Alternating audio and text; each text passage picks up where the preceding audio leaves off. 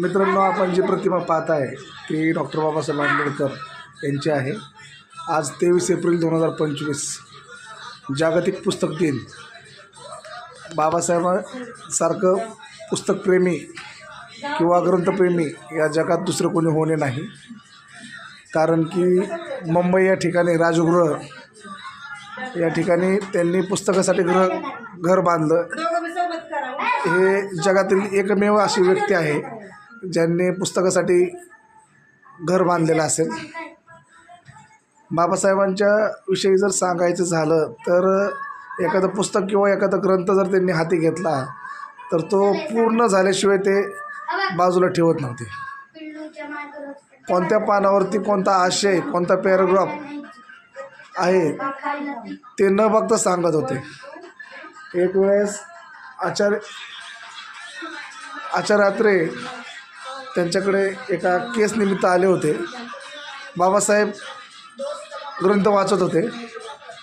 आचार्य अत्रेंनी त्यांना तो प्रश्न केला व बाबासाहेबांनी त्यांना सांगितलं की जा त्या रॅकमधून असे पुस्तक घ्या, ह्या पानावरती ह्या नंबरला तो पॅराग्राफ आहे जो तुमच्या कामाचा आहे. आचार्य अत्रेंनी त्या रॅकमधून पुस्तक घेऊन पॅराग्राफ काढला व तो वाचला. आचार्य अत्रे थक्क झाले की बाबासाहेबांचं हे ज्ञान पाहून की आजही कोणत्या पानावरती व कोणत्या पॅराग्राफला कोणता मजकूर आहे असा ग्रंथवेढा या जगामध्ये कोणी पुन्हा होणे नाही. रामाई त्यांना आवाज देऊन थकायच्या की आता तरी उठा, बास, बराच वेळ झाला आपण पुस्तक वाचताय.